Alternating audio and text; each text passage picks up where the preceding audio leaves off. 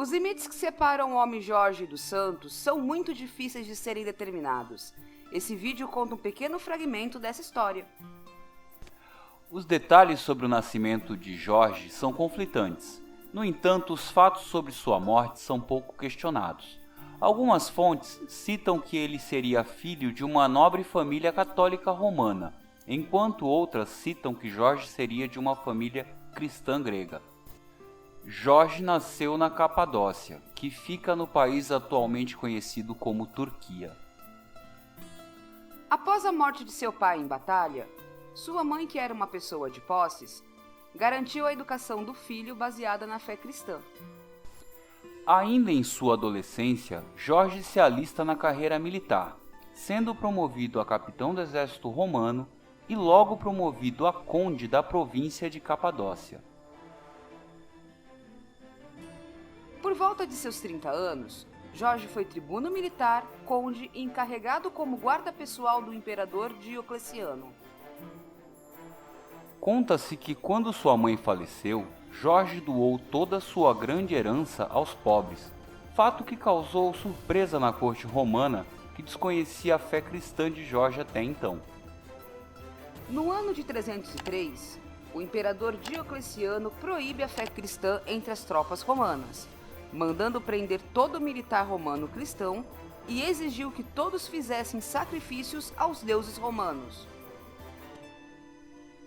Ao saber do decreto, Jorge se apresentou perante o imperador, se declarou cristão e solicitou a retirada do decreto.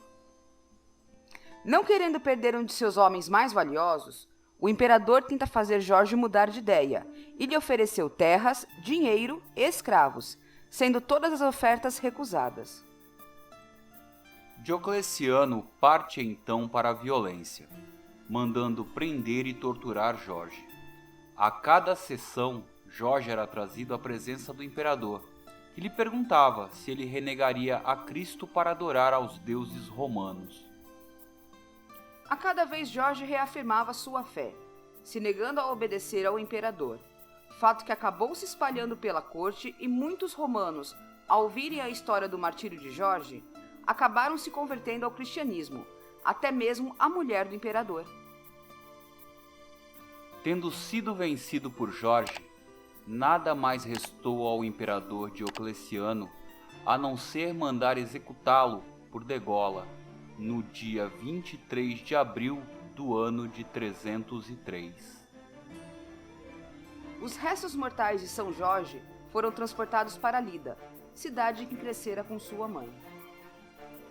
Lá, ele foi sepultado e mais tarde o imperador cristão Constantino mandou erguer um suntuoso oratório aberto aos fiéis, para que a devoção ao santo fosse espalhada por todo o Oriente. Ao longo dos séculos, igrejas em nome de São Jorge foram erguidas por todo o mundo.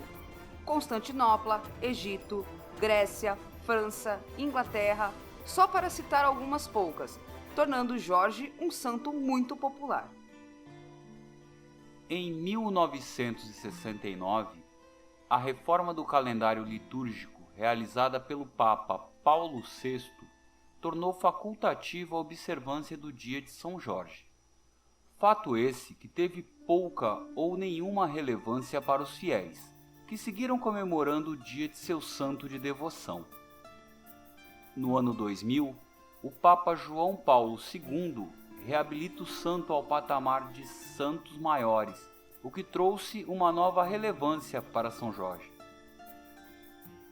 No longínquo ano de 495, o Papa Gelásio I já dizia que São Jorge era um dos santos cujos nomes são justamente reverenciados, mas dos quais as ações só são conhecidas por Deus. Em 1260, o livro Lenda Dourada, de autoria do padre Jacopo de Voragine, compilou o folclore tradicional sobre os santos venerados da época. Sobre Jorge, o livro traz a história de que na cidade de Cilene, na Líbia, havia um dragão. De um lago nas redondezas, a fera domina a cidade, envenenando os campos com seu hálito. Para acalmar a criatura, os moradores tentam oferecer ovelhas. Sem sucesso, passam a enviar crianças, escolhidas por sorteio. Um dia, a filha do rei acaba sorteada. Mesmo oferecendo toda a riqueza de seus cofres, o monarca não consegue fazer o povo aceitar que se mande outra pessoa em seu lugar. Assim, vestida de noiva, a princesa caminha para o sacrifício. Encontra São Jorge, um cavaleiro andante que aconteceu de estar por ali. O guerreiro ouve a história e decide, contra a vontade da princesa, ver ele mesmo a fera. Acertado pela lança de Jorge, o dragão é ferido e o cavaleiro joga sua cinta em volta de seu pescoço.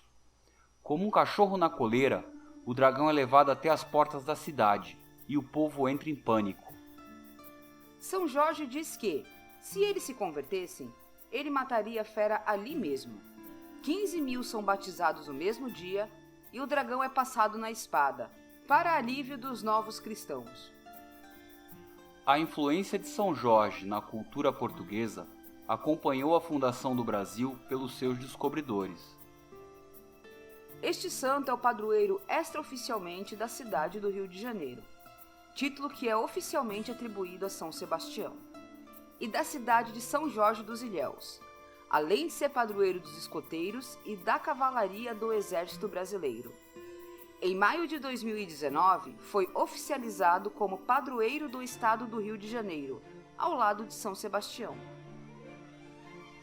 São Jorge também é venerado em diversas religiões afro-brasileiras, como a Umbanda, onde é sincretizado na forma de Ogum. Todavia, a ligação de São Jorge com a Lua é algo puramente brasileiro, com forte influência da cultura africana, e em nada relacionado com o santo europeu. Em estados como Pernambuco, Rio Grande do Sul e Rio de Janeiro, o santo foi sincretizado a Ogum, enquanto na Bahia, sincretizado a Oxóssi. A tradição diz que as manchas apresentadas pela lua representam o milagroso santo, seu cavalo e sua espada, prontos para defender aqueles que buscam sua ajuda. A figura de um guerreiro contra o dragão é a síntese da batalha do bem contra o mal. São Jorge é o santo das dificuldades, o que todos enfrentamos de alguma forma. Agradecemos a audiência e até a próxima!